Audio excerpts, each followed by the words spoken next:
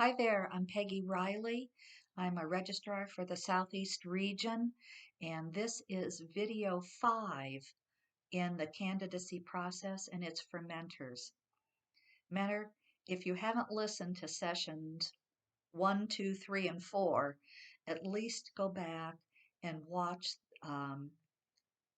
video 3 if you're going to be mentoring an LMC, or watch video 4 if you're going to be a CMC mentor. And then listen to this session, session 5, for mentoring tips, because what I'm going to say is going to make a lot more sense if you're already kind of familiar with the LMC process or the CMC process. Videos 1 and 2 are great too, so I hope you listen to those as well. Hey, mentoring. What would we do without mentors? Whether it's for somebody needs academic help and needs a mentor, whether you're learning a new skill or new on the job and you have somebody who mentors you in that process, you're learning a sport and you need somebody to mentor you in some of the skill sets, or maybe you're a first-time mom or dad. Boy, you need some mentoring there because there's no manual that comes with that baby. So mentoring is an important part of life.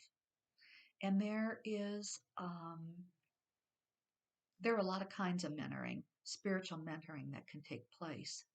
Um, Email me and I'll send you 4 general, um, really good references for just biblical mentoring, mentoring styles, descriptions of mentors, like 1-sentence descriptions of mentors, and then what to do when you feel like, hey, I've said everything I can say, or the person I'm working with just isn't listening and applying any of it, and you feel it's time to close this mentoring relationship.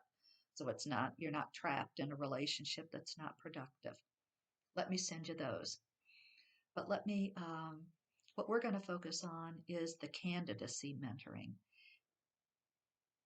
There were Years ago, I was in a church where the assistant pastor had come off the mission field. He'd grown up in Sierra Leone, West Africa. And he had a unique understanding of what pastors and church leaders should be doing. And he was right on.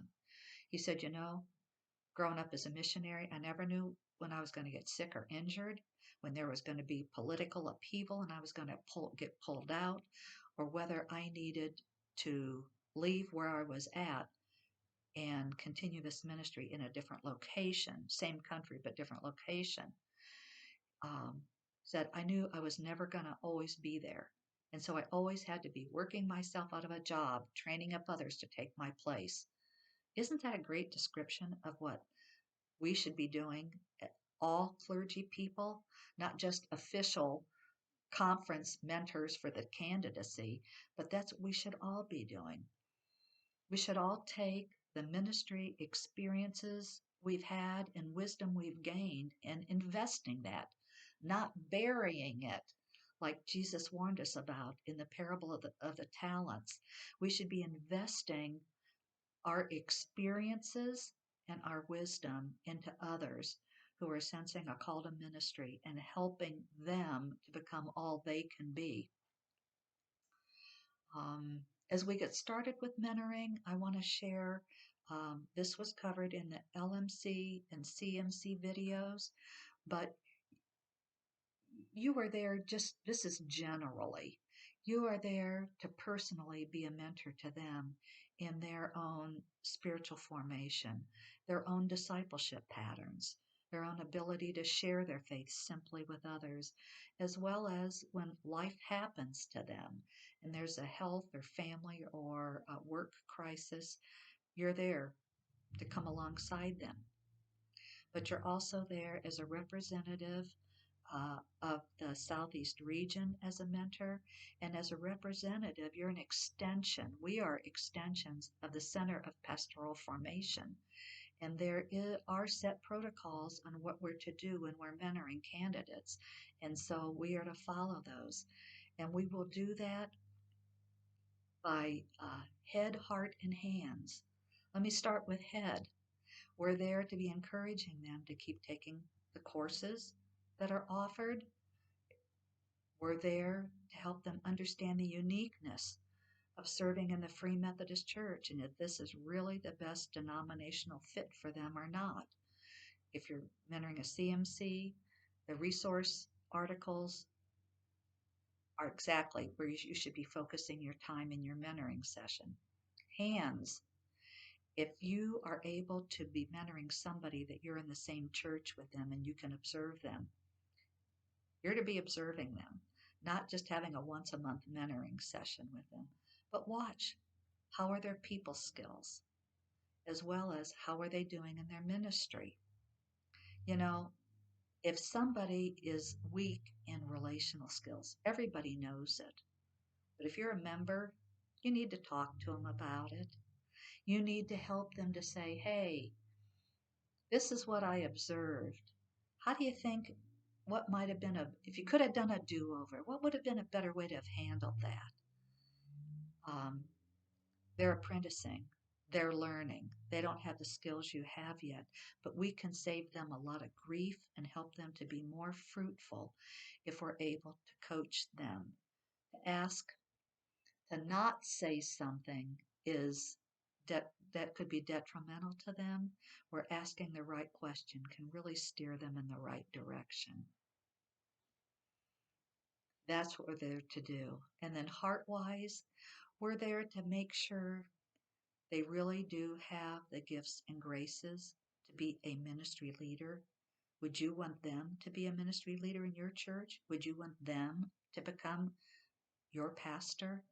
This is what we're doing with, what we're dealing with. We're helping them to clarify ministry leadership, that they have the call, that this is the best denomination for them to serve in, and that this is the best time for them to be doing the candidacy process. If you've just gotten a new job or they've just gotten a new baby or they've got a health problem, this probably isn't the best time for them to be in the candidacy process.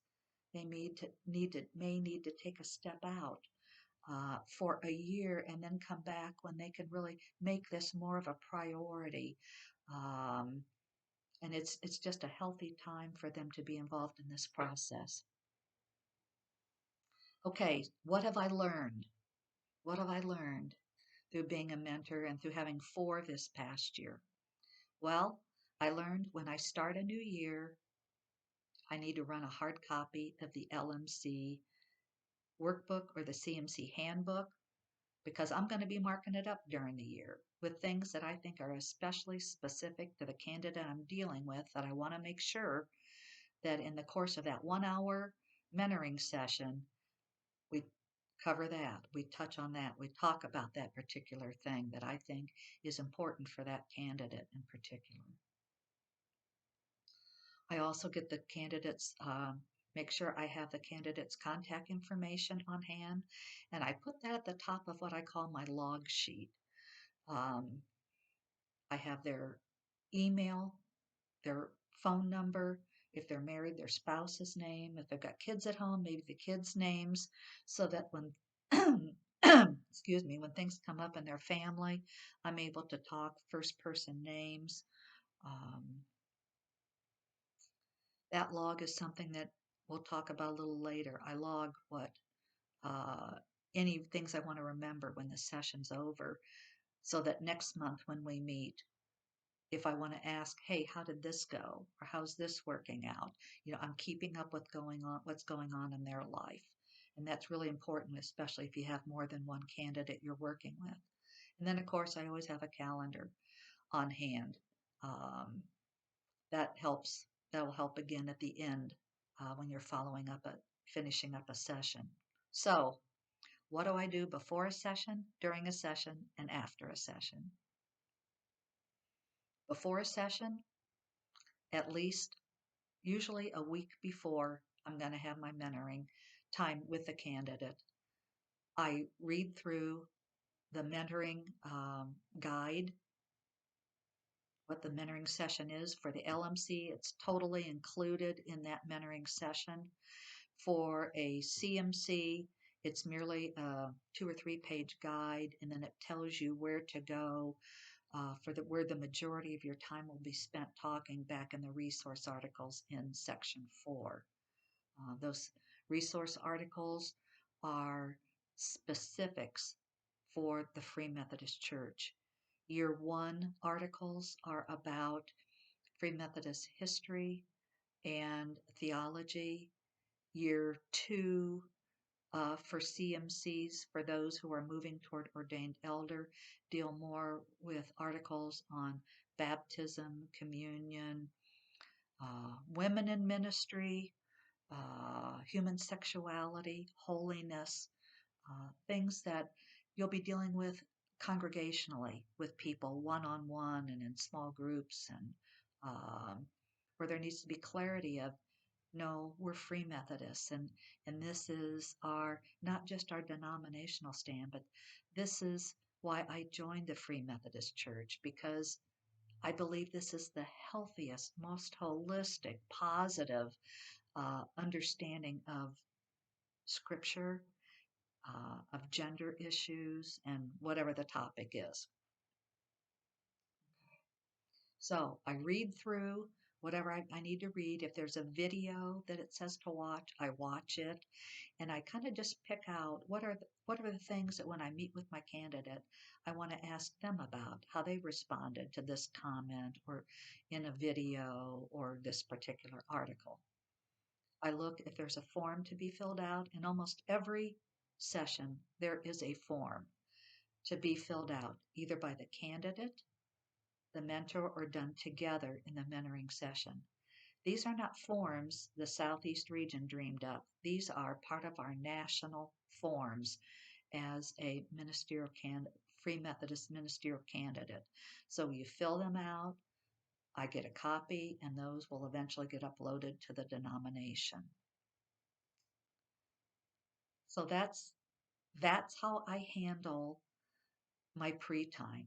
It is a time that before I listen to a video or I read articles as I'm preparing, I pray and ask the Holy Spirit to guide me from my own understanding, but also to help me be the best mentor to the candidate, to their specific needs.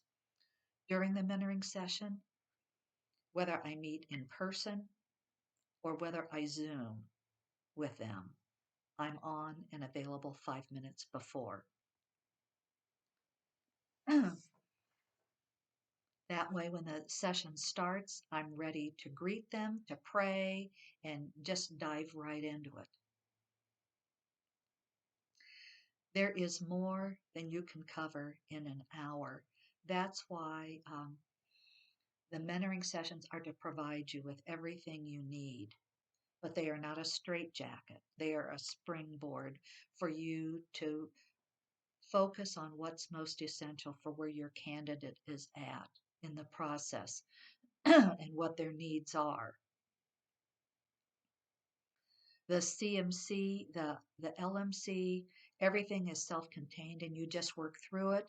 You are not teaching this to the candidate. They should have already read it, and you're asking them questions about what they read, what was most important to them, what question they had. If the first month you can tell they really didn't need it, then that's a wake-up call. You tell them at the end of the session whether you need to repeat it, which I probably would have them do if they did not follow through, because they are not coast to coast along.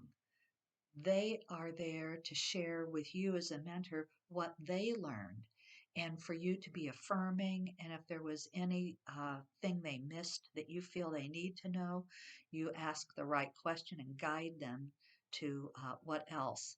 If they're a CMC, your warm-up questions will let you know how they're doing with head, heart, and hands. And so your resource articles back in section 4 of the handbook are exactly where you want to be focusing your time. Be aware that in your CMC handbook on pages 67 and 68, there's a directory of all 2 years, and you can kind of see where you're at month to month. The forms will tell you who's supposed to fill it out. The forms, um, the forms are printed just as a PDF in your workbook or handbook, but you will have been sent a fillable PDF form for everything in English. And if it's in Spanish, it'll be a Word doc so you can fill it in. Don't take your LMC or CMC handbook and fill it out with a pencil or an ink pen. You will be sent a form that makes it very easy to fill out. And then you'll want to discuss that with your mentor at the form at your mentoring session, and then send your registrar, me or your other registrar, if you're up in the Carolinas, Alabama, or Georgia. And then the last thing you do at the end of each mentoring session is you look at the overview for next month. You it's right there, it's printed right there in your session guide. Um, so that there's no question about what you're to do to get ready for the next month, and you set your time that you're going to meet. I also want to make you aware that in the LMC workbook, page 13 overviews every task that a candidate needs to do for the whole year. The columns, the vertical, are the types of things that need to be done, and the rows or the horizontals are what month this needs to happen. And that one page summarizes all the session guides, what needs to be done when. Same thing with the CMC workbook, page 18. So that kind of gives you exactly what needs, so you can keep on track and make sure your candidate's keeping on track. Then the last thing I do after having prepared for a mentoring session and I've done during the mentoring session is that I follow up my mentoring session. I take 5 minutes as soon as I'm done while it's still fresh, and I make any notes of anything I need as a reminder to myself when I get ready to prepare for the next month's mentoring session. If we didn't get through the whole session, then I make a notation of where we left off. If there's something happening in their life, something fun or something difficult, I make a note of that. I may decide I'm going to send them a note or a text or something through the month, or I'll just wait and ask them about it at the next month. If you are only by Zoom with the candidate, you're not in the same church, that's pretty much all you can do for following up the mentor. But if you're in the same church, what you're doing the rest of the month, all month long, is you're observing your candidate. What are their relational skills like? Do they do well with others? Or does that need a little bit of tweaking of something you need to be able to talk about with them at the next month? How are things going with their ministry responsibilities? Do they seem like they're showing up early? Are they prepared for what they're doing? Just be aware so you can give some observational feedback to your candidate. If you're by Zoom and you sense from your mentoring sessions that something is off with their relational skills or with their ministry skills, by all means, call the pastor at that church and say, look, I'm this candidate's mentor, but this is what I'm sensing. Am I accurate or not? Is this what you observe? And that gets a conversation going because the local church, either the pastor or someone there, is going to have to follow up on more the observational end of things, not you. I hope this has been helpful to you, that mentoring is it is a privilege, but it's also a responsibility that we all have. And in the candidacy process, being able to work with a candidate through head, heart, and hands, whether they're an LMC or a CMC, in a 1-hour mentoring session that will take place 7 times a year during the year for an LMC and takes place 6 times a year, 6 sessions for year 1 and year 2. Um, Thank you that you will be preparing for your mentoring session, leading the mentoring session, and following up the mentoring session. I'm always available to you. I'm just an email away. Thanks.